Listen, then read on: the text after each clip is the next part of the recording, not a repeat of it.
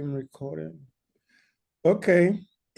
So we again very thankful that you guys have taken your time this morning to join us here on Environmental Fridays. It is personal. Has everybody seen my screen? Is that Yes, we are. yes? Okay, all right. So if you want to find out more about Environmental Fridays, you can check us out at our website.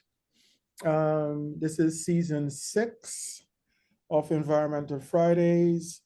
You can use the link below, or you can use the QR code to get online or to our website. So coming up, these are the final episodes for season 6. Today we will hear from Adrienne Katner, and I've peeked at her video, at her presentation. You guys will not be disappointed. It is awesome. Then next week we'll go to Trinidad to listen to Lena talking about pollinators of the Caribbean. Then Andrew Revkin on the 19th of April will talk to us about communicating climate change and sustainability. He, I believe, is a environmental journalist. And then Region 5 asthma coordinator, Monica, will be with us a week before National Asthma and Allergy Month begins. National Asthma and Allergy Month is in May, sorry. So she would kick us off with that, and we will hear from Princella Tobias and Susan Buchanan, I believe, also on that call, on that episode. And our final episode is from Motria, who is with the Centers for Disease Control. And last summer, we had a bunch of episodes of Canadian wildfires here in Southwest Michigan, Chicago, Illinois. It was all over the place. And so we are interested in knowing more about the chemical composition of those wildfire smoke. So that's what's coming up for the rest of season 6. This point, I want to introduce my co-host for today, Ronald Roach. He's director for water and waste in the Unite Caribbean organization. Ronald, what's the best part of your job? Yeah, so great to be here. Good morning, everyone. The best part of my job is really getting involved in solutions to our environmental problems in the Caribbean. I'm involved in a number of waste management projects, and there's a lot to do in waste management, and it's quite fulfilling, yeah, seeing the improvements over the years. So you go throughout the English-speaking Caribbean, or is it English, Spanish?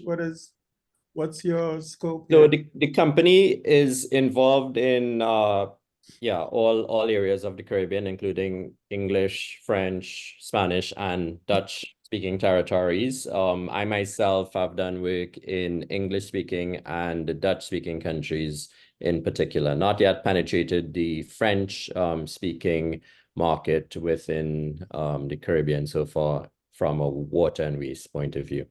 But yes, as I said, there's so much work to be done, environmental challenges, particularly waste management challenges, so very significant in our region.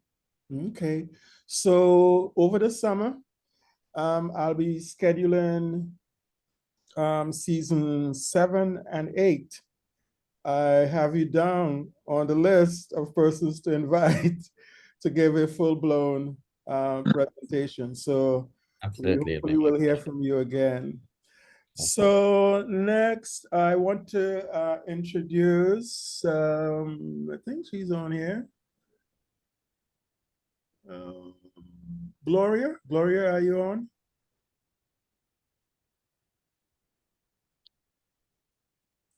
One, see, Gloria, Gloria. I'm not seeing Gloria. Not hearing Gloria.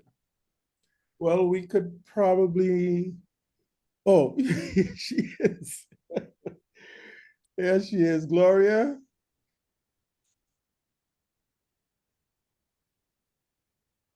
Okay. Gloria, I need to hear from you. Yes, I'm so Yeah. sorry. I was on the wrong Zoom link and I was wondering when it was going to start. Okay, so I'm introducing you now. Yay. Hopefully you're ready. Gloria is a past student of mine. We met in organic chemistry lab. I think she did a very good job and was enthusiastic about doing research in organic synthesis. But she also did research with another professor here at Andrews, dealing with marine mammals. She traveled to the Bay Islands of Honduras. I'm pretty sure that was a very interesting experience there. She currently is still in the Berrien Springs area, volunteering at our Andrews University Museum of Nature and Science. And she runs a store, which she will talk to us about. And the purpose of that is to reduce plastic waste one bottle at a time. So Gloria, I am going to stop sharing my screen and allow you to talk to us about your program. Yes. Let me see if I can share screen. Okay. Yeah, you should be able to share. Sorry, it's not a presentation format because wait, can I do the presentation format? Let me see. Yeah, there you go. It's full screen. So yes, everyone, thank you for the opportunity. My name is Gloria, as you have heard from Dr. Murray. And currently we're running this well, it's not zero waste, but low waste store called Refill to Reduce. Its other name is the Refillery. And our motto is to join the wave to reduce plastics one bottle at a time.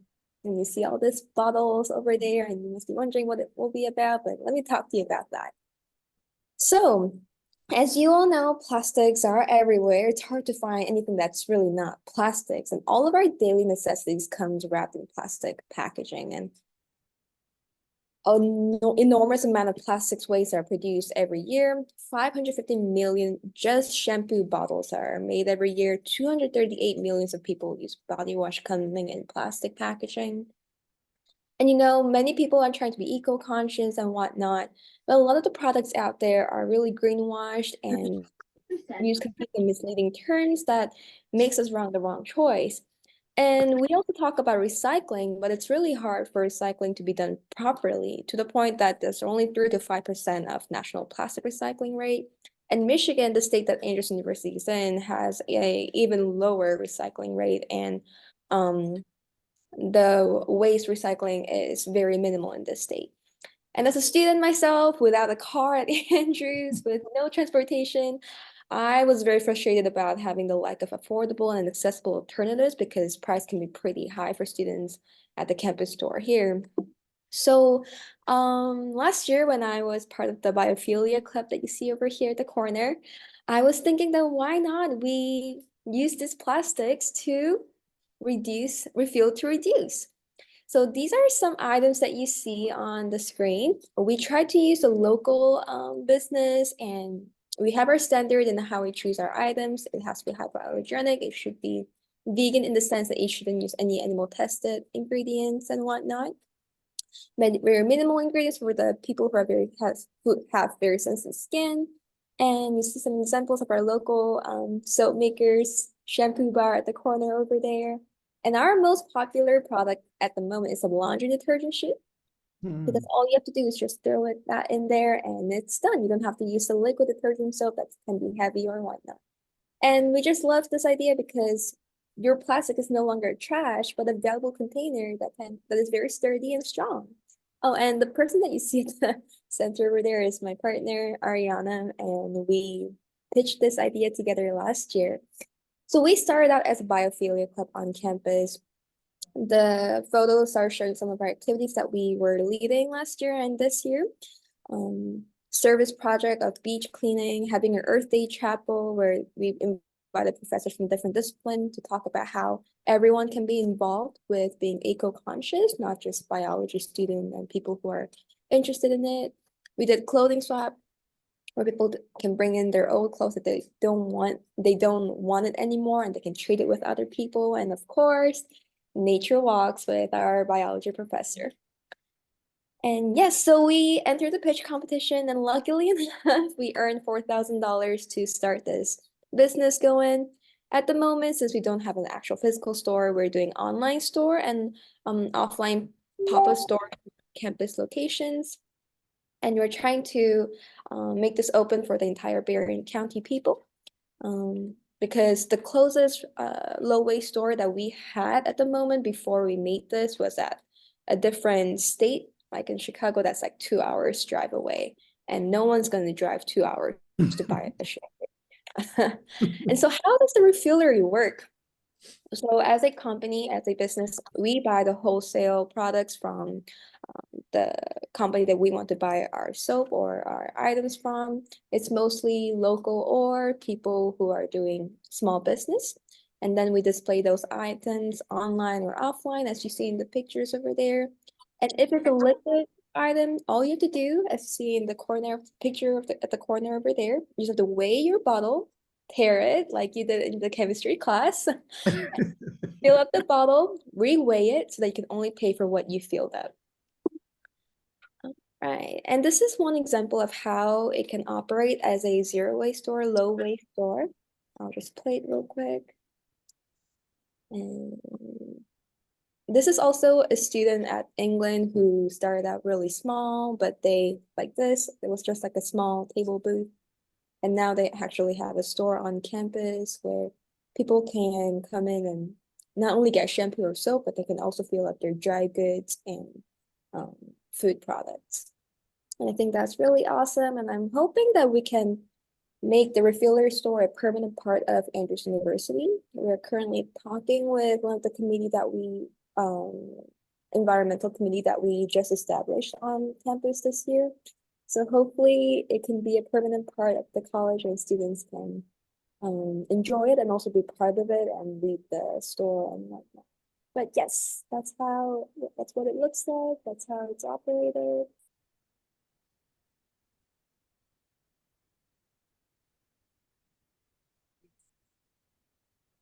Yes. So these are some of the comments that we receive from friends and staff members who have used our items. I think overall, people were just talking about how they weren't able to buy these products because it was not available to them. A lot of the people that stopped by our pop-up store are just surprised that there are options like this and within their neighborhood. So at the moment, our goal is to spread the word as much as possible and help everyone reduce the waste one bottle at a time. So yes, thank you for listening. All right, thank you so very much. I'm pretty sure we may have people with questions. I'm going to put Princella Tobias on the spot. This is a good thing for us to put into the paper on our social media.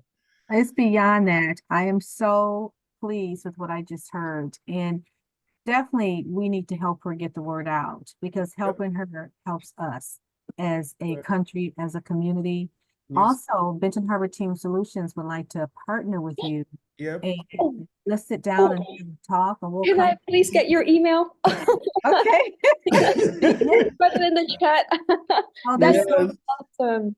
there's so many things that I feel that many people, being that you're local, but even from a national perspective, that we can help reach out to and connect with and get the word out because every single time I throw away a plastic bottle, I actually don't throw them away. If you could see my garage, you would say, "Oh, what are you doing here?" You know, I'm saving Right. everything because I think there's a use for all of this stuff. And my brother said, Exactly. "Get rid of this stuff. What are you doing? You're a hoarder." Well, I'm not a hoarder.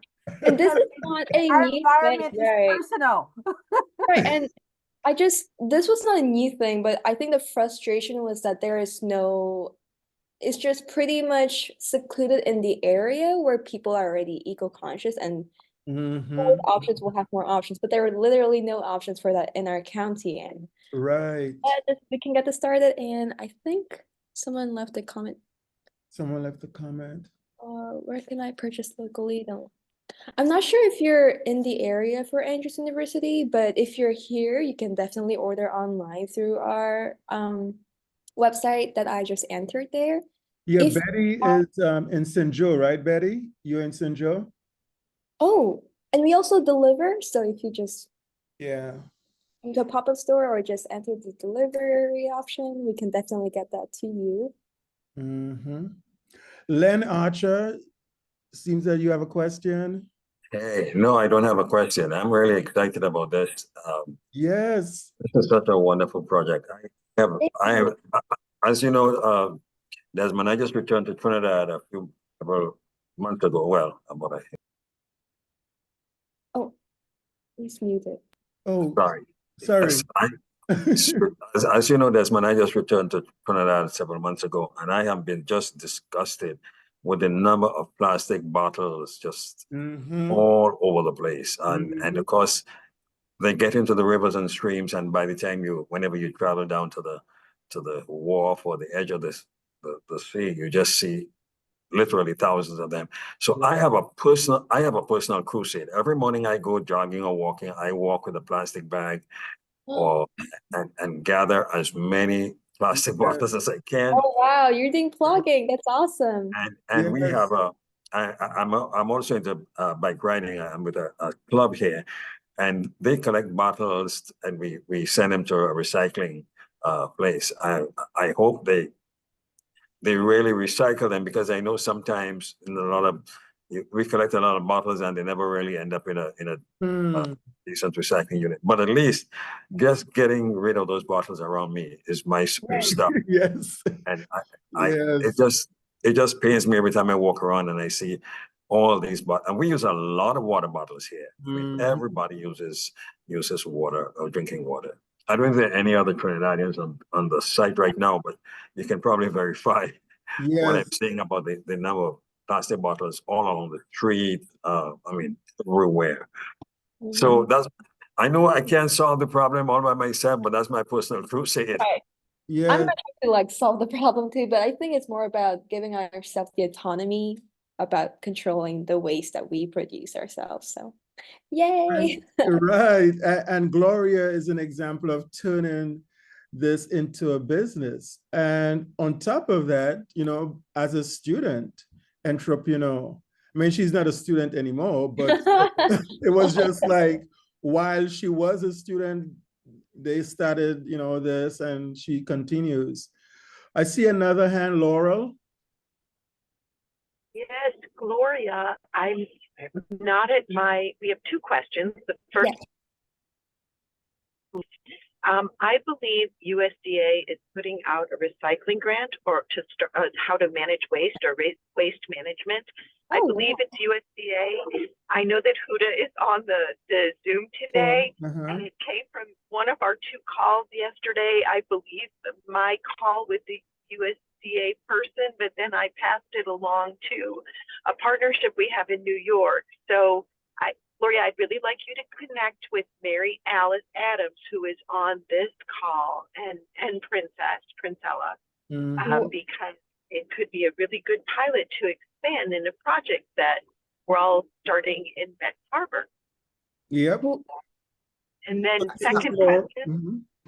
This is Laurel. That's Laurel speaking there, and she has lots of connections. So Okay, I will, yes. wait, let me check her. I'll give you, I know I have all their connections. So Oh, okay, yeah, awesome. don't worry about it too much. Yeah, I'll just get get a hold of us. Yes. Thank you And so there's a much. second question. Yes. Hello, I'm Lloyd. I'm Laurel's husband. I'm a photojournalist in Chicago. Mhm. Yesterday, I read in both the Chicago Tribune and the Sun-Times that one of the suburbs north of Chicago is going to ban the plastic balloon release ceremonies that some people have. Mhm. And you know, which I also work. One of my clients is the Alliance for the Great Lakes, and so I've documented microplastics at the University of Michigan Freshwater Center, Mhm. and so I see, you know, what eventually happens to these balloons and other plastic objects. And I'm just wondering if you do you advise school districts and things like that? Because I think some of this can be prevented, you know, by early education programs. And I was just wondering if you were involved in any of those activities. She will be now. Oh no. Okay, maybe I should specify. So I wasn't really planning to make a business out of this. In education, we think if we have the opportunity to do that, that would be awesome because first we started out hoping that this would be a nonprofit under our biophilia club so that the students in the future, even as they graduate, they can continue to make this an injuries project where students can continue to make eco-conscious projects through the store. Whatever money that we made out of this business, we were hoping that it could be used for those purpose. The only reason it's operated as a business at the moment is because I couldn't figure out a way that could happen as a nonprofit under the club. But at the moment, as I mentioned before, we're talking with the committee to make that happen. So I'm hopeful. But yes, sir, I am very interested in, I haven't done that yet, but I'm very interested in doing Mhm. activities related in that sort. Yeah. Yeah, you have people on this call that could help you with the nonprofit status, with whatever you're trying to do. Thank So, you. yeah. We're going to take one more question or comment, and then we have to move on. Mary Alice? Oh, I just want to thank you all. I'm in the right meeting this morning. Thank you, Gloria. I mean, my head, I just got up and I got all of this stuff that I'm creating in my mind. But it's been a pleasure listening to you and what you've done because I've actually dreamed of this stuff. And I've actually talked to lawmakers about me being a beautician and becoming conscious about the things that I'm using and buying from the stores off the shelves that are ending up in our landfills that are just not combustible to the earth. I'm like, this is just amazing, and I'm just looking forward to what's next. Thank you so much. Because I have You will all be these connecting with ideas. you. I need somebody to help me to unlock and pull out of my head and put where it needs to be. Thank you. Of course, thank you so much. Thank you so very much. All right, I'll stop sharing because I was just about to Okay. at that website. Oh, yes. So I think there is another speaker today, Doctor. Yes, there is. So Yes, we so will I will transition. mute myself now. Yes, we will transition, but thank you so very much. Thank you. All right. So Ronald, the time is yours to introduce our guest speaker today. All right. Good morning again, folks. Are you hearing me? Yes, we are. Yep. So it is my pleasure to introduce to you this morning Dr. Adrienne Katner. And Dr. Katner is an associate professor and director of the Environmental and Occupational Health Sciences program with the Louisiana State University School of Public Health in New Orleans, Louisiana. Dr. Katner conducts community-engaged research to inform policies, interventions, and public health practices. She has evaluated community exposure to air, soil, and water pollutants associated with corroding drinking water infrastructure, industrial sites, highways, and seafood. She has also investigated disaster preparedness and recovery for unprecedented storm and flood events. Dr. Katner's outreach and ongoing assistance to communities was recognized by local nonprofits with a Katrina Award for Environmental Justice and the Community Hero Awards. And this morning, Dr. Katner is going to deliver the feature presentation entitled Not Only Flint and Benton Harbor, USA. Very interesting title, and we look forward to hearing from you, Dr. Katner. Over to you. Unmute myself. Thank you guys so much for having me today. This has been a hoot so far. Yes. So do full screen. Yeah, there you go. Great. So hi guys, I'm Adrienne Katner. I'm at LSU School of Public Health, and I'm sure you guys are aware of this, but water is important, drinking water to our lives. When I was a young person, we had wars over oil, but we now know that there are many conflicts around the world that have sprouted from the lack of drinking water. And this is expected to continue as the climate changes. So I was asked to talk about policy regulations. And so I'm going to just highlight some of the main water contaminants, some of which we'll be talking about today. In particular, inorganics, we'll be talking about lead and a little bit about iron, disinfection byproducts, and also disinfectants, and a little bit about microbes. So really the addition of disinfectants, chlorine, to water saved lives. And we started to use it in the United States in about 1908. Prior to that, we boiled water, and was not sort of unaware of how that was, helping. But basically it was helping to address and inactivate water pathogens in our water. And in the last 100 years, this has saved more lives than any other single public health development in history. So this has been truly radical. By the 1930s, we had eliminated a lot of waterborne diseases throughout the United States. And so it truly has been a wonderful public health success story.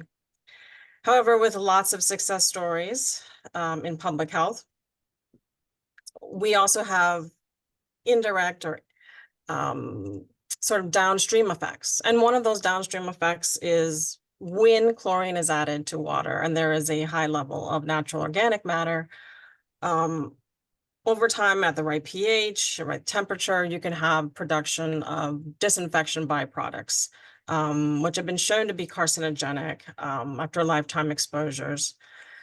So we know this is a problem. People who drink chlorinated water have a higher risk than those who do not for cancer later on in their lives. So this is truly a problem. One of the regulations that we passed to address and to ensure the safety of our drinking water in the United States was the Safe Drinking Water Act that was passed in 1974. I'm in New Orleans, and this was actually spurred on by detection of organic chemicals that were found in my city's water supply. We get our water directly from the Mississippi River, and a lot of people have asked me, why do we do that? It's very contaminated with a lot of industrial pollution, put into it all the way upstream. Nevertheless, that's what we use. And ensuring the safety of that drinking water is paramount to public health. The Safe Drinking Water Act authorized the US EPA, Environmental Protection Agency, to set national drinking water standards. And they are the primary regulators of drinking water quality in the United States. Nevertheless, we still have a problem here in the United States. You have to remember we have a large network of infrastructure that much of which was created about 100 years ago. So much of it is old, aging, corroding. So still in the United States, we have about a third of community water systems that violate in one way or another the Safe Drinking Water Act. And if we needed to be admonished any further, the American Society of Civil Engineers regularly puts out their own report card for the United States drinking water infrastructure. And pretty much year after year, we fail miserably. In 2017, we got a grade of D. The cost for improving our drinking water infrastructure is estimated to be about $1 trillion over the next 25 years. This is an amount that is sort of hard to conceptualize. To pay for this, water rates are increasing all over the United States. And it's necessary. We have to pay to improve our drinking water infrastructure. Now, while we do have the Safe Drinking Water Act, and we have regulations in place, EPA regulates an enormous amount of drinking water contaminants. But still, about half of the existing chemicals that we have in commercial use have no safety standard. If we needed to be reminded that, we're still not achieved perfection here in the United States as far as protecting our drinking water is concerned.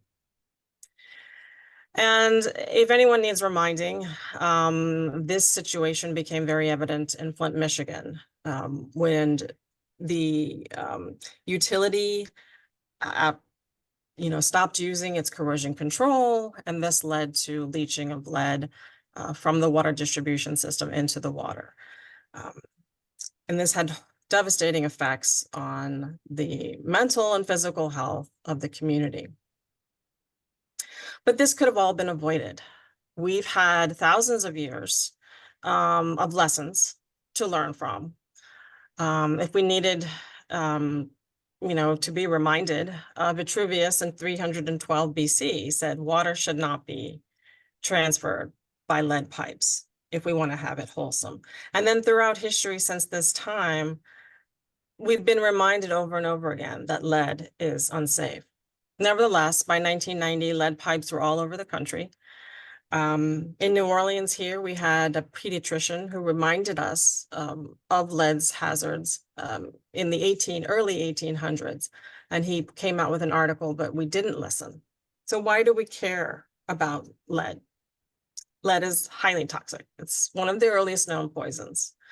We now know that there is no safe level. It affects pretty much every system in the body, from the brain, the reproductive system, the heart, the kidney.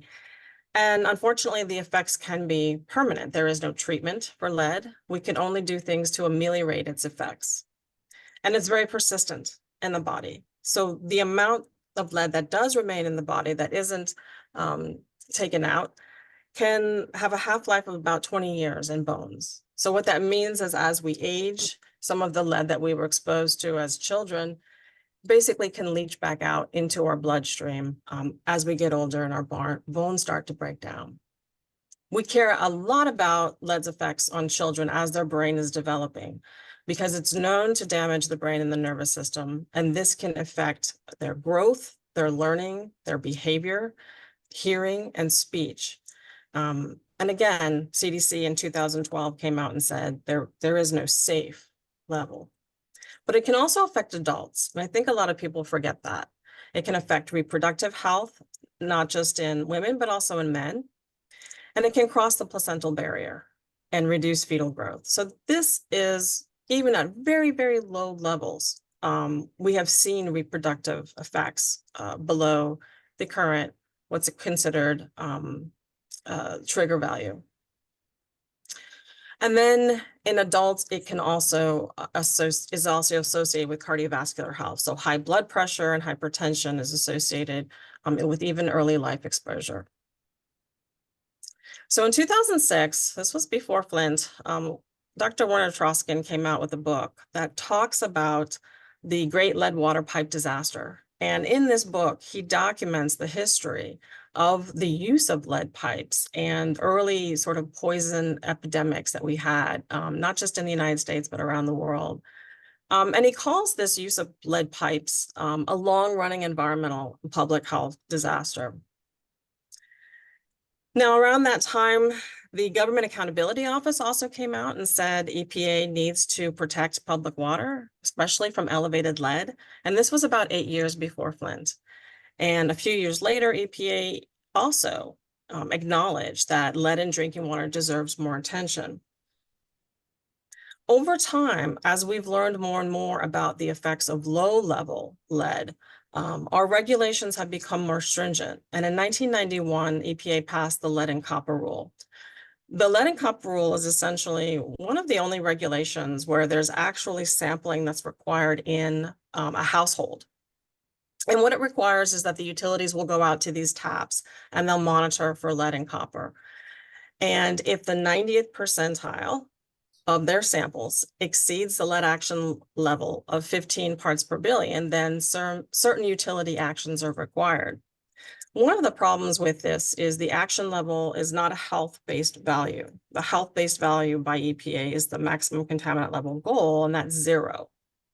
So what it says essentially is that 10% of the homes are allowed to have any level of lead whatsoever. And it could be even wastewater levels of lead. And that would be fine and acceptable as long as that 90th percentile is not exceeded. Now, there have been recent revisions to the lead and copper rule, which we hope will increase or improve utility actions against this. So EPA came out and said, we need to communicate that compliance with the lead action level doesn't guarantee or even imply that individuals in a city are protected from these lead and water hazards. And some of the things that have come out in research have revealed that the way that the sample is actually collected in the home can reduce our ability to detect lead. Sometimes utilities will sample low-risk homes, or they'll require the homeowner to flush the tap before collecting the water, or to clean their aerator screens, which might collect little particles of lead. They also might advise the resident to collect the sample at low flow, or all of these actions can reduce our ability to detect lead in the sample that's collected by the utility. And this was acknowledged by EPA that the current sampling protocols often considerably underestimate peak lead levels. After Flint occurred, there was a review by The Guardian that looked at the actual water sampling instructions in 81 cities east of the Mississippi River. And what they found was that about 41% of the cities they looked at collected water in ways that can underestimate lead. So we're still working to address this problem. And in 2015, violations of lead in drinking water were estimated to affect about 17.6 million Americans, which in some way their systems had violated the lead and copper rule. One of the things we have happening here in America is we have this deindustrialization happening in a lot of rural areas. And these areas are going into poverty. Population is fleeing. The tax base is being reduced. And so there's no money left for any kind of infrastructure repairs. So what you're seeing is water stagnation. Now, when water systems aren't used, that is when they start to corrode and breaks will happen. That is also when the water will be contaminated. And this triggers an increase in water rate by the utility to address and repair their system. And this can have a disproportionate socioeconomic and health burden on an impoverished community. Over a third of Americans are estimated to be at risk of losing their water due to excess costs. In Detroit, 50,000 homes lost service since 2014, and it's most likely higher now. So we know about Flint, but there's other communities out there, just like Flint. In the case of Flint, they did have corrosion control that would keep the lead from the lead pipes from leaching into the water, and it was required. But in smaller systems, corrosion control may not be required. One of the communities that I worked in was St. Joseph, Louisiana, and they had red water, and they contacted me about this and said, can you come and sample our water? The regulators were saying it's not a problem, their water is safe. They had been waiting for 10 years for someone to come in and help them. So the state health officer said it's not a problem. You know, it's iron, iron is a nutrient, and that is correct. But there's other issues with iron. Nevertheless, there was a series of violations throughout St. Joseph that really had community questioning whether or not they were being told or treated with seriousness. So one of the things to know about iron is iron can deplete chlorine, which is the disinfectant that we use to kill pathogens, and that can allow the pathogens to grow. Sometimes what we'll do is we'll do chlorine burns to kill the pathogens, and then that can itself increase disinfection byproducts and also the water corrosivity, which can lead to infrastructure breakdowns and leaks. And you have this circle of water system decline. So in St. Joseph, if you looked at the regulatory data, they met the regulation, so they were in compliance. But there was something off. So I went up there to just collect a few samples. And I did find, at least one site that had very high levels of lead, even after, a 30-second flush, the levels were still above the lead action level. So this information was sent along to the state regulatory agency, who then did their own evaluation. And they sampled almost all of the homes in St. Joseph to investigate this further. And what they found was that 22% of their samples in St. Joseph actually exceeded the lead action level. So it was indeed in violation of the lead and copper rule. They found levels as high as 1,810 parts per billion. And I want to remind you that the lead action level, which is not health-based, is 15 parts per billion. The maximum contaminant level goal, which is health-based, is 0. So this is very high levels of lead in water. Eventually, Louisiana declared a public health emergency in the town, but there's about 400 other communities throughout Louisiana that have this problem with high iron and potentially with high lead, especially if they have corrosive water. So New Orleans is another city that I did some work in. After Katrina, I worked at the Office of Public Health here in Louisiana, and one of the things that I had access to was a lot of environmental and health data. And I started to notice that as people were coming back into the community, which took many years, we started to get very high levels of lead in our drinking water here in New Orleans. One of the things that happened was Katrina devastated our infrastructure. We got a lot of money from FEMA to do what are called partial lead service line replacements. Partial lead service line replacement is when the utility will come in and replace their part of the lead service line, which runs from the street to the water meter. The owner is then responsible for replacing the side of the lead service line that's on their property. Now, these partials have long been known to increase water lead levels if they're not done properly in homes. We had about 1,700 miles of pipe network, and we had 16,000 partial lead service lines that were being conducted after Katrina. Knowing that prior research has shown lead levels can increase, one of the things that I did afterwards was just looked at some of the homes pre and post partial lead service line replacements to see if it elevated their lead service line. And also to see if it was being done correctly. In other words, being flushed out prior to reconnection with the premise plumbing. Indeed, I found very high levels of lead. One in the homes of my own sister who had a child who was drinking unfiltered tap water. Levels as high as 226 parts per billion. So again, very, very high. And a prior study that had been done at the University of Tulane said that even for 2 weeks with a simulated partial in New Orleans lead service lines, they still had lead levels in the water that exceeded that action level.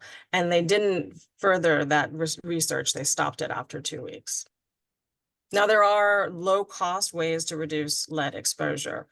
We know that cleaning filters, flushing water helps, collecting water at slow flow, but we've also tested water filters in the field, and things like the Pure, Brita, and Zero Water do work, and they're very effective at reducing lead from your water and reducing exposure. Those things don't always work in every home. So for example, if you have a home like Flint or in St. Joseph, where you have high particulates and red water, for example, that particulate can clog that filter. And so you may need more expensive treatments via maybe water softening and other treatments like that. A lot of people resort to bottled water, and I think you just heard from our prior speaker that that's a problem. Lots of it end up in landfills, but there's also really lax enforcement. Bottled water is regulated by the FDA, not the EPA, and they rely on state and local officials to approve the water source. But there's very lax regulations in some places. In some places, there's no requirement to use a certified testing lab or notify the public of contamination issues.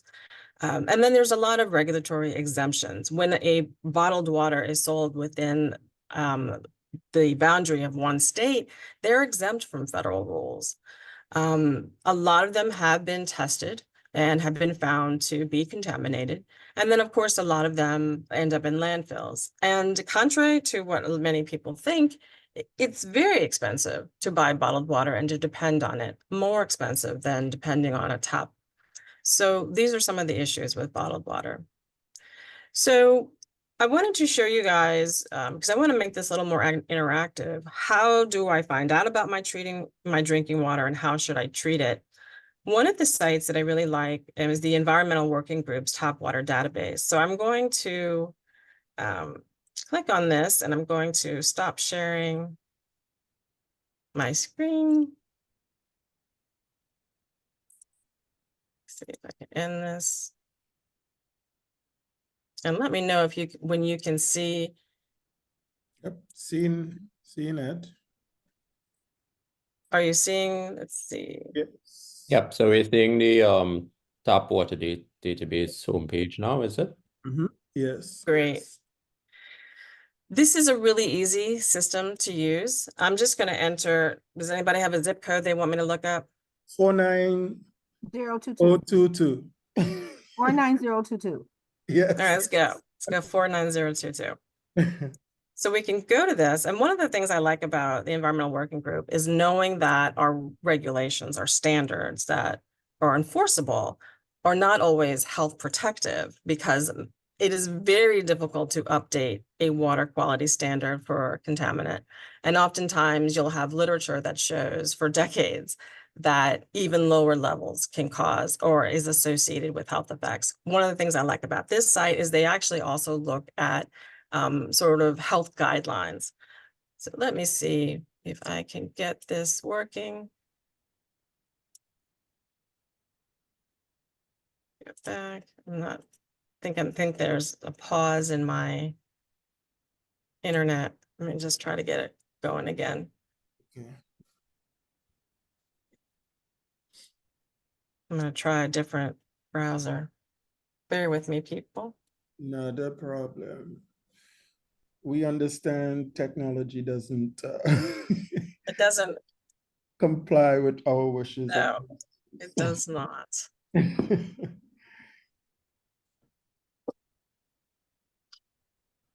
Okay, so I'm going to look up food and water.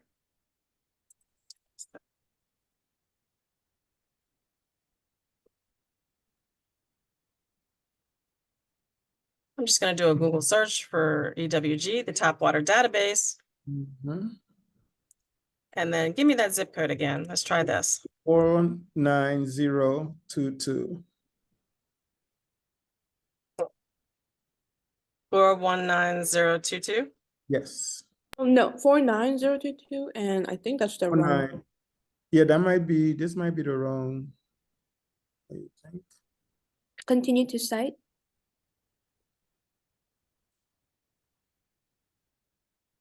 All righty.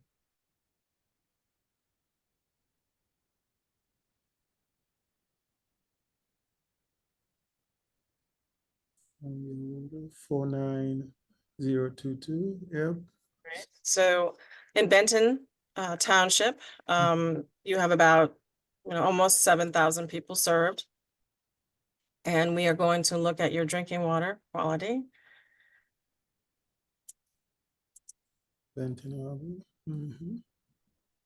You have about 13 contaminants that exceed health guidelines, 19 total contaminants. So let's look at some of the things that are high in your drinking water. Oh, wow. We have a few things like bromochloroacetic acid, chlorate. These are disinfection byproducts. You do have some metals like hexavalent chromium, Good. not good. So it looks like you do have a lot of disinfection byproducts. You have things like total trihalomethanes, disinfection byproduct, haloacetic acid, disinfection byproduct. And so one of the things I really like about this site is you can continue on down and you can learn about what the best water treatment system for your home might be. So in this particular case, it looks like, they compare activated carbon. These are the typical faucet mount filters and pitcher filters that you can buy anywhere at Walmart and stuff, like the Pure and the other ones. They also look at reverse osmosis and ion exchange. And it looks like, just looking down to see what the best treatment system would be for your township, would be Reverse. reverse osmosis. Mm. And that would probably take care of most of the things that you have in your drinking water. So I like that site. I think everybody should try it, give it a go. I go back to my slides here. That's a very good site. And it looks Yeah. like it's, user-friendly too. It is very user-friendly. Yeah. That's another reason I like it a lot. So I'll just finish up here. Another thing that you can do, swap this, is you can usually every year, you should be getting from the utility some kind of consumer confidence report, it's called. And this is basically all it is a report that tells you the summary regulatory data that they've collected throughout the prior year. And if there's any violations, it should be listed in that. And so these are some of the things to look at when you get your consumer confidence report. They'll give you what the range is and the average is for that particular chemical that they're monitoring or water pathogen that they're monitoring. And then they'll compare it to whatever the regulatory standard is, whether it's a maximum contaminant level goal, which is health-based, or an action level, which is more treatment-based.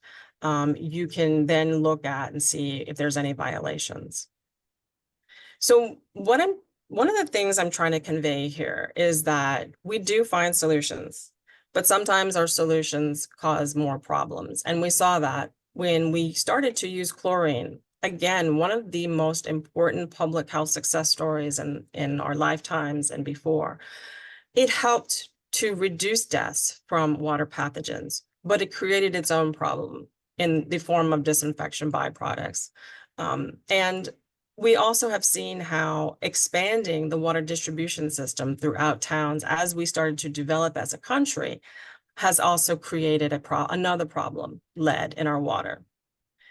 One of the other things I'm trying to convey in this talk is that regulatory compliance doesn't always equate to being safe or health protective. It's important to remember that not all chemicals in the commercial market that are in our water have standards. Not all standards that we do have are health protective, that there's ways that sampling can work to minimize our ability to detect these contaminants. And then in some places, we simply just have weak oversight and enforcement. And it may not be due to any, sort of bad players. It could also just be due to our inability to afford, proper regulatory oversight and enforcement. We also have a problem in this country, as they do everywhere, of a infrastructure that's aging. In many places is over 100 years old and is corroding. And so as that happens, we are going to see more costly water. We're going to see more water quality issues throughout the country, like metal leaching from the distribution system, and that's going to increase our rates. We also have seen that time and time again, we need household systems that can work and that are low cost, especially in these low income communities. Some of these systems that you may want to consider are things like carbon filters, reverse osmosis, water softeners, or distillation. And through these household systems, you can better protect your family. So at that point, I'm going to stop and take some questions. Okay. Wow. Yeah, thank you, Dr. Katner. Very sobering presentation. I will, if I may, Dr. Murray, begin some of the questions. I have so much questions, and I'll ask those that have questions to probably just put their hands up, and we'll take them one at a time. But if I can start off by asking, to what extent is the public aware of the situation, and has there been an outcry, and has there been solutions being put forward in terms of what's the action plan from the utilities to solve these problems in the future? When I started looking at lead in water, everyone thought, oh, that's not an issue. It's paint, it's soil, it's other things. So that's a waste of time. But then Flint happened. And I think that unfortunately what happens is it takes, a large adverse, event to trigger people's awareness about an issue. And that's what happened in the case of Flint. It triggered people's awareness. And so what I saw was after Flint, a lot more people were asking to have their water tested by me and to engage with me in their study. And I think since Flint happened, a lot more people are more conscientious of the weaknesses in our system because there's been a lot of media around it. And so they are more informed, and they're more able now to be able to select water treatment systems that may work best for their particular town. So I have seen really, an evolution in people's awareness and in people's empowerment to fix their own solutions, which has been very nice. Mm-hmm. Yeah, thanks. And you spoke about the need for in infrastructure investments, and the corresponding need for increased water rates. Are people making that link and are willing to pay more for their water supply, or is it like a vicious circle where people are saying, no, I'm not getting a proper water supply, so you can't charge me more? How is that scenario? I think that we need to find more creative ways to afford water infrastructure improvements, because there's a lot of communities and neighborhoods and people who are very vulnerable to increases in water cost. And like we saw in Michigan and in Detroit, they just simply can't afford it. And so their water is being shut off. So we need more creative, ways to be able to kind of leverage the ability for other communities to pay, to then use that money to improve other neighborhoods where there might be more low-income populations, elderly populations. We need some kind of a cost system that doesn't burden them. I think that more neighborhoods that can afford it, I don't think, a very small increase in water cost will affect them greatly. So I'll leave that to the economists and to the water utilities to figure out. So let's open it up, Ronald, to others to Yeah, absolutely. Yeah. And I saw Mary Alice had a hand up at some time. Mary Alice, do you have a question or comment? Yes, and thank you.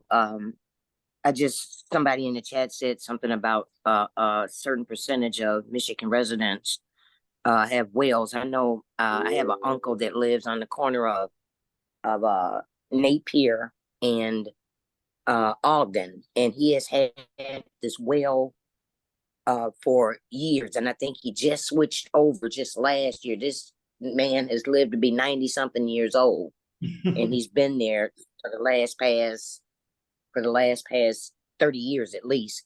But my question becomes, the local elected officials in villages, towns, and municipalities are catching the flack for something that it seems like the United States government should be held accountable for. When I ran for office in 2011, I ran on the infrastructure. Growing up in Benton Harbor, being 65 years old now, as a kid, you know, the water was so good coming out of the faucet, and the pipes were then probably 50 years old. But it was so good that it was like you couldn't get enough of it. And when I ran for office, I knew then that something along the way had changed and the infrastructure must be falling apart. I mean, the roads and everything, you know, we could see that it's falling apart, but we're here now. And who exactly should be held accountable? And I don't think privatizing it is going to help. The water is like a new goal. There's this big fight over it. I mean, I remember not too long ago, we had a choice to make as an elected official to either privatize it, join other municipalities, and it was something else. But I remember there being some discussion about us tapping into our own aquifers. And I think that municipalities, towns, villages, or whatever should have that option. If big corporations like Nestle can tap into our water, we should be able as taxpayers to tap into our own water. I don't know what the solution is, but I'm glad we're having these conversations. Yeah, I think unlike paint or gasoline, water is, yes, it is government accountability, because these governments were the responsible for laying down the lead service lines. So certainly, I think lead and water may not have gotten as much recognition, perhaps because it is a government responsibility to address.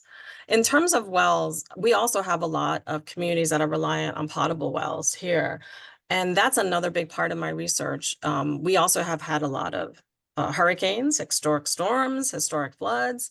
And so time and time again, I find myself going out into these communities that are reliant on potable wells because unlike, you know, community water systems, they are responsible for their own water. And so helping them find low-cost water treatment systems, helping them find low-cost water testing kits. These are some of the things that we work on with those communities. As I see in the chat, you know, what are those residents supposed to do? Again, we're doing a lot of research looking at some of the best treatments and some of the best testing kits that are very low cost that people can afford. One of the things that we did after the flood of 2016 was we looked at some of the water treatment protocols that were out there. I remember going down my street and asking my neighbors, well, what are you doing to treat your water? Oh, they're just pouring a gallon of bleach down the well, and that was it. And we need to understand, and we need the well owner to better understand how to treat their water system. So it's not just as simple as, you know, putting a gallon of bleach down your system. You know, we've worked to create better protocols. Can I ask another question? Would something make sense? Like I heard our city manager, Mr. Mitchell, mention this, something to the effect of every home having its own cleaning filter system. I personally advocate for that. I believe, especially when you have a household of women or young children, you know, women of childbearing age or young children or anybody, you know, who is particularly susceptible to environmental exposures, that you should protect your own family. And right now we do have systems that can treat households that are affordable. Even something as very simple, you know, as a $20 water faucet mount or water pitcher filter helps to reduce exposures. And so get it. You just have to read the instructions and make sure you're maintaining that system appropriately. That's another sort of thing that we go about. We do some training in communities to help them figure out what is the best treatment system for their household. And it'll depend on the water contaminants that are in your water, as you saw with the EWG site, that will help you figure that out. But spending a little bit more, you know, everyone says, oh, I can't afford a reverse osmosis. It's $300. Well, think about how much you're spending on bottled water or water that you purchase from the store, and then add that up over the year. And then really think about, you know, can you afford it? I think you'll be surprised that there are a lot of water treatment systems that you can afford. So you just gave me another task. I can find out if the government, through some of these Justice 40 funds, will help to take care of. Yes, thank you. Yes, and with the revisions in the lead and copper rule, they have set aside some funding to help low-income communities upgrade their water infrastructure. So there is a considerable amount of money that's out there for these communities to help improve their water infrastructure. Now, it's not going to help everybody. It's a limited pot, so people have to get on it pretty quickly and apply for those funds. Dr. Katner, there are a couple questions in the chat. So one of them from Paul and Bob asking, what do you say about getting reverse osmosis water from the store at 39 to 49 cents a gallon? And then asking, are you saying that government should assist in city water treatment cost? Any? Yeah, government is assisting in city water treatment costs. So we have, you know, a fund that's set aside, drinking water revolving fund. Some of it can be in the form of a loan, some of it can be in the form of direct assistance. But the federal government, probably your state government, is already putting aside funding for this kind of infrastructure improvement. And as far as reverse osmosis, whether I should get it or not, I think you have to sort of do, you know, a back of the napkin calculation for yourself to see, okay, well, if I get the reverse osmosis at this level for this many gallons, how is that going to compare to, you know, buying it from the store? How is that going to compare to doing something else? So I think that that's just going to come down to estimating it for your own household, because every household will be different in terms of its the volume of water that they use. Mhm. Yep. And then another participant asked, if distillation is used, would that not cause another problem due to removal of needed nutritional minerals? So there are systems out there that can add back in those minerals if that is something that you're concerned about. And so it doesn't have to be, you know, something, you know, black or white. You can, you know, look at other systems that are out there and sort of figure out what is the best that you feel most comfortable using. So I also have a few questions. One sort of interesting that came from when we did the search on Benton Harbor 49022, quite a number of the contaminants, if you will, were acetic acid derivatives. And, you know, as a chemist, and I think many people know, acetic acid is vinegar. So what's going on there? I mean, it sounds like a research project in the making to figure out why are we getting all these halogenated vinegar compounds. The halogenated compounds could be disinfection byproducts. So it could be the natural organic matter that's sort of interacting with whatever the disinfectant is that you're using. That could be the cause. I don't know if there's someone from your utility on this who might have more site-specific answers. Yeah, it seems like it's a good research project to figure out what's going on there. The other thing. Mm-hmm. Oh, I'm wondering if has been any water pathogen outbreaks or any, I guess, water boils alerts in your community? Anybody wants to? Oh, yes. I mean, since October of 2021 in Benton Harbor, and I think there should be a disclaimer. So we're the city of Benton Harbor, our municipality. the Benton Township that she did read off, which still serves both the same zip code. They have a different water plant than ours, but for the city of Benton Harbor, we couldn't drink our water, brush our teeth with our water, prepare food with our water for almost 2 years. It just ended only months ago. And so, yeah, that's an outbreak. It was a pretty serious situation that happened. We had all of the pipes, lead pipes replaced underneath our city, which you mentioned earlier, that normally a homeowner would be responsible up into the from the house to the sidewalk to the road. But the state came in and replaced all of the lead replaced pipes throughout the entire system in the city of Benton Harbor. Still, there are some questions, you know, that many have, because the state is somewhat gone, somewhat still here. People are still having, so we did have an outbreak. It was beyond an outbreak. We called it a pandemic, a crisis, but we were able to find solutions. We were able, under our current governor, which was a different governor that what Flint went through, and our situation was different than Flint, but we were able to find solutions and to make things work and to help and support the city of Benton Harbor. And again, that's the city of Benton Harbor. But I thought when I looked at those numbers, I'm wondering if that's township or the city of Benton Harbor, the numbers that you showed through that database there. But yeah, we had an outbreak. It's beyond an outbreak. For 2 years, it's what we could not do. And now it's now we're at the next stage, which has always been a stage. The residents are saying, why should we pay for water that we could not even use for 2 years? But prior to that, they some, not all, a few were still not paying their water bills because they had been complaining or had just didn't pay. Let's just say there was probably a lot of reasons why. But now after the 2 years of not being able to use our water, yes, people don't want to pay for something they could not use. But you said it at the beginning when you spoke, it's essential for us to keep our, essential for us to pay our water bill.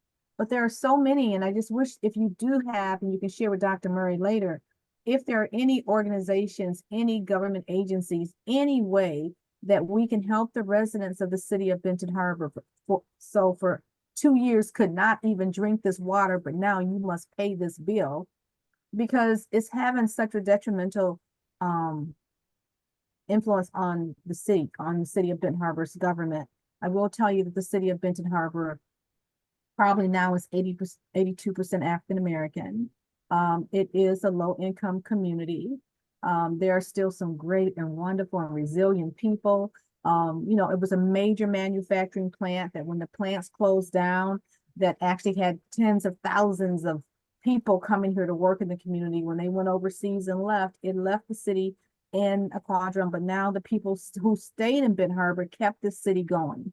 So I don't want to give statistics of how poor we are or, you know, we're Black. There's still such great people in this community that are smart and that deserve and striving for something better. And water is an essential. So there's so much going on. I answered it way too long. Thank you, Mary Ellis, for the well situation, because a lot of people are dealing with well situations. Then my other questions about, we're talking about water, but what about the body? Where water is touching, going into our skin via our body as we shampoo and wash our hair and cleanse our body with water. And then my third one, which I don't think we'll have time, was about all these companies that are allowed to dump in our waters. But that's a whole nother subject. But anyway, that's all I have to say for this one. Others can have their questions. And if you could. Yeah, it depends on the contaminant that is of concern to you guys. So if it's inorganic lead, it shouldn't be a problem in terms of you know, being exposed to it in the shower. But if you have a volatile organic compound in your water, then that could be a problem with showering. And as far as funding sources go, I think EPA has a lot of resources, but there's other nonprofits like EWG and other groups that can, you know, share resources with you guys as to, you know, how to address these problems or pay for these problems. And what was your third question? I think something about the impact on health, human health. Is that? Yeah, she addressed that. It depends on what chemicals we actually had. And again, we're talking 2021. Hopefully They have been, EPA has been here almost around the clock. They had been here working with the city and helping with the water plant and everything else. The funding was another one, and then, oh, the dumping. And this may not, it does, may and may not deal with drinking water, depends, but you know, there was a professor at Andrews University where Dr. Murray works at. She did this report of how much dumping is happening with companies in our community and what the impact that's having, the negative impact that's having. We're also working now with Benton Harbor Team Solutions with the University of Illinois, Chicago Public Health with our PFAS project that we just started in October of last year. And it's an 18-month project. But the dumping of chemicals by companies that are given the right to dump, but I don't know if it's been regulated or whatever. So that is another concern. When I looked at that report that Padma put together, how many companies are actually dumping in our waters here? And we do reside on Lake Michigan. So we're right here on Lake Michigan. It's part of Benton Harbor and St. Joe in this area. It's a beautiful area we're in, but we have the rivers, the lakes here, but companies have been dumping. And I don't know the report and the chemical compounds that, you know, Padma can share with us, but how does that reflect or have an impact on our water? Yeah, I mean, we drink from the Mississippi River here in New Orleans. And so I think if you look back at the original text of the Clean Water Act, they had said, you know, by 1980, I think it was 86 or something, we are going to no longer be dumping industrial waste into drinking, into, you know, surface water. But here we are, you know, decades later, still doing that. So there needs to be a more concerted effort to address this. We are having that problem big time here, because, you know, we don't monitor for all the contaminants that are being dumped up the Mississippi River water. So, yeah, that is a big problem that we need to address. So I have a follow-up question too. So when, for example, the lead pipes were replaced in Benton Harbor, what are they replacing them with? Is it more lead? I'm not familiar. Is there anybody on the line? Anybody knows? I mean, when we do, and it's a general question. I was just using Benton Harbor as an example, but when they do these lead pipe replacements, exactly what are they replacing those lead pipes with? It could be some different types of sort of plastic-based pipes. There's another issue with some of those pipes that I think Dr. Andrew Welton does a lot of research looking at the organic contaminants that can leach out of different types of pipes that we're now using to replace some of those lead distribution pipes. And that research is also, you know, kind of alarming. So we also need to be very careful about the types of, you know, pipes that we're actually replacing the lead service lines with. I was an early, you know, kind of early on, I felt that, you know, what should we do? Should we be investing, you know, millions and billions in replacing these lead service lines? Well, we have to be really careful with what we replace it with. You know, like just every public health solution always, you know, introduces another problem. And that's some of the things that I'm concerned about. You know, what exactly are we replacing, you know, these lines with? What should be, you know, what could be better? Mm-hmm. And you can And I use see that they're replacing it with copper. I think somebody wrote, and like, so the lead and copper rule is the lead and copper rule. If you have a problem with water corrosivity, you know, you're just going to be replacing one contaminant, lead, with another, copper. So you just have to be cautious. I wonder if there are ongoing, you know, really fundamental research to just look at the best type of materials for our water pipes. I mean, one idea that just came to mind, I haven't done any research on it or anything, is ceramic type materials. Yeah, that might be the way to go. It just depends. Here in New Orleans, we are built on a swamp.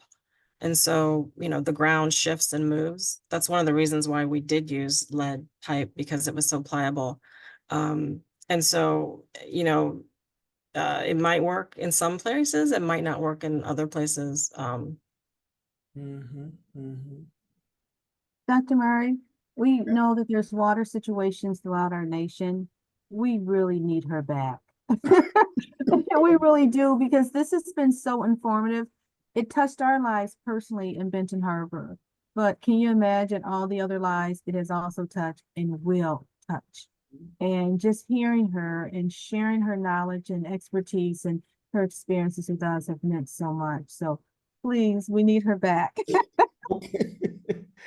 All right, there you hear, Thank you. you hear the review right there. Thank you. Thank you, A guys. review Thanks and a for request. listening. So Betty has a question about tritium because we have two nuclear power plants here on the shore of Lake Michigan. Any insights dealing with tests that could be done to detect tritium? I'm pretty sure there probably is, but I would guess there is. I'm not as familiar with that. It's not a contaminant that we've dealt with down here. right. Okay. And just a couple other points on the chat. So Reagan shared a link to an EPA Environmental Justice Collaboration Problem Solving Cooperation Agreement. I don't know if I can put Reagan on the spot and ask him just to quickly explain what that link is about.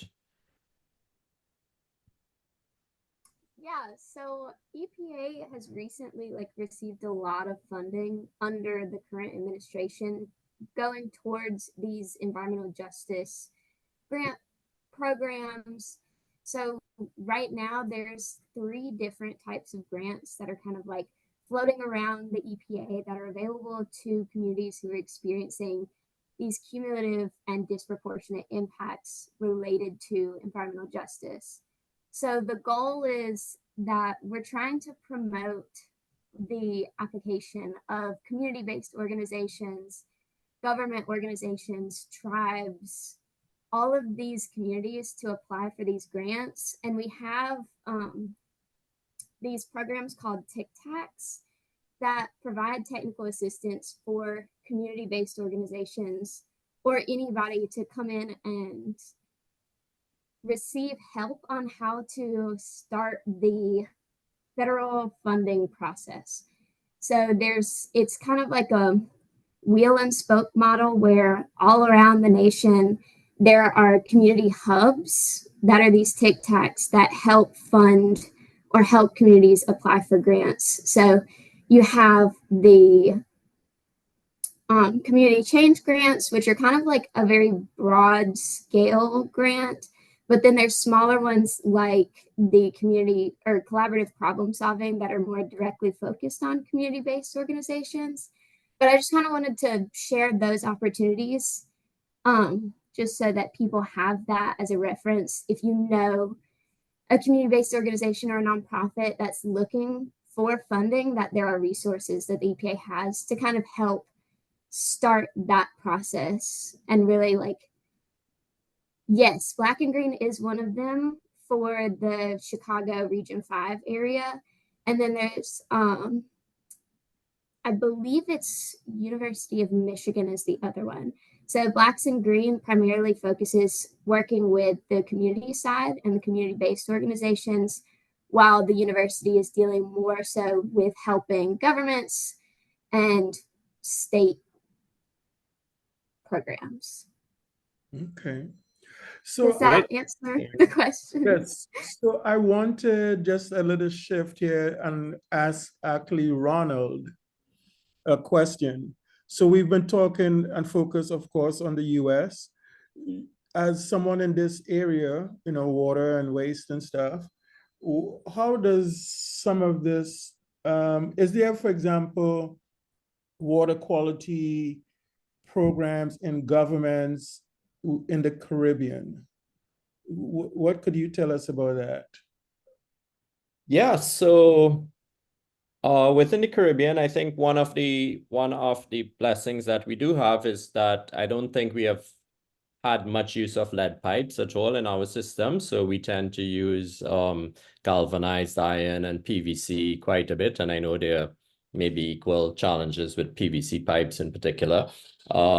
And most Caribbean countries adhere to the WHO standards for drinking water quality, and there's testing, like in Trinidad here, there's testing on an hourly basis with respect to the water that is being put out there.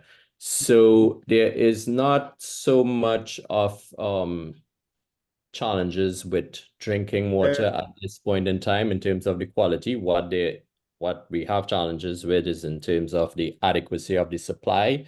So a lot of Caribbean countries, they're drought stricken and they have water supply issues. So there is regulations concerning the use of water. So like right now where I am in Trinidad, we are not allowed to use hoses for washing cars or for gardening. And so we do have restrictions on water use, but the water quality itself is still at a pretty good standard. One of the concerns we have here in the Caribbean is that of wastewater and the inadequacy of the treatment of wastewater.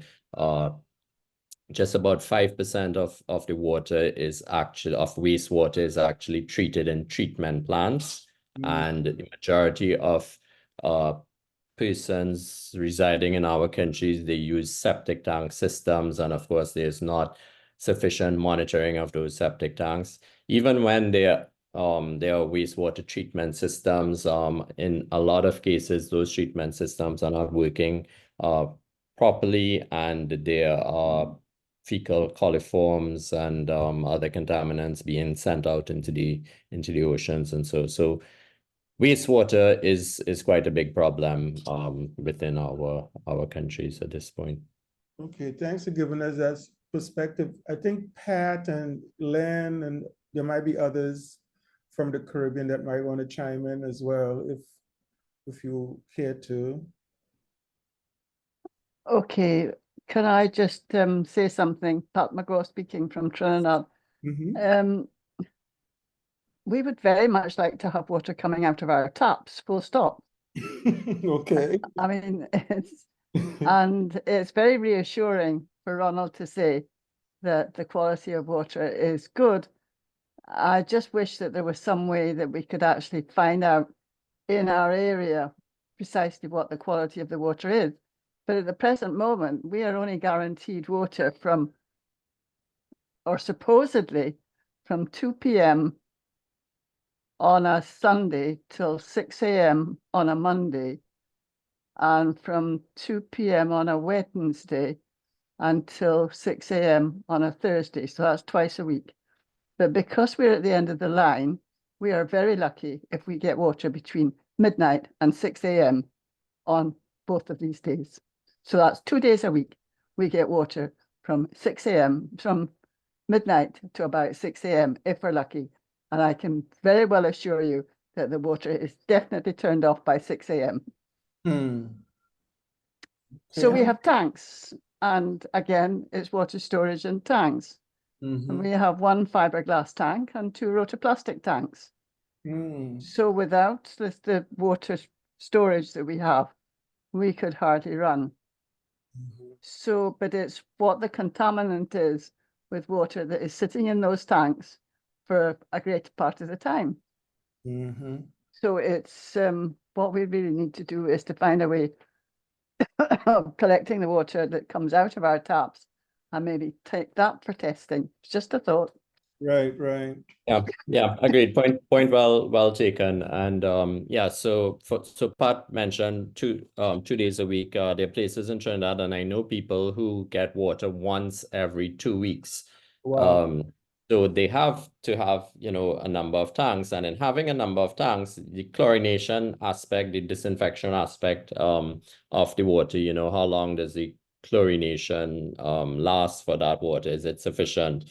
So that is certainly one of the challenges, which, yeah, I don't think enough research has been done on that subject. So may I put a word in here too? Yes, go ahead. As another Trini. I'm in the West, in Martin, Petit Valley, and our water supply has been good, apart from, because we're served by wells.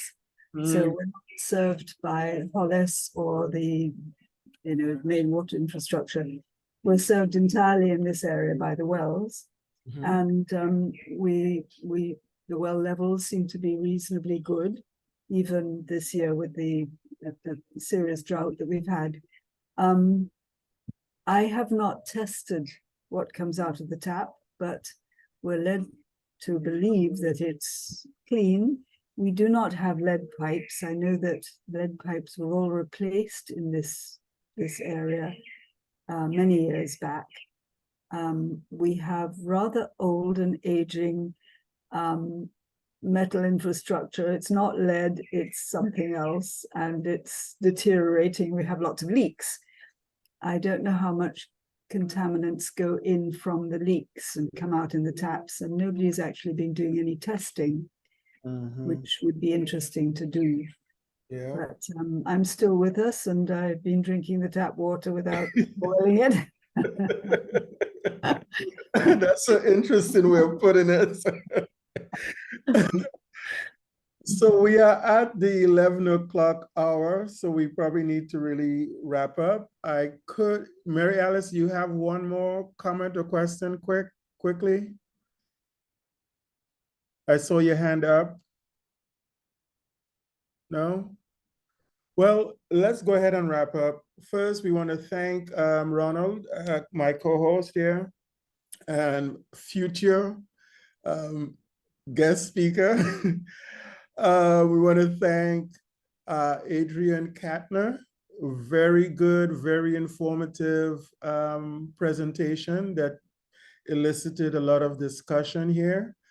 I know she's gone now, Gloria, but we really want to thank her as a young person, youth that is leading in the area of environmental concern and care.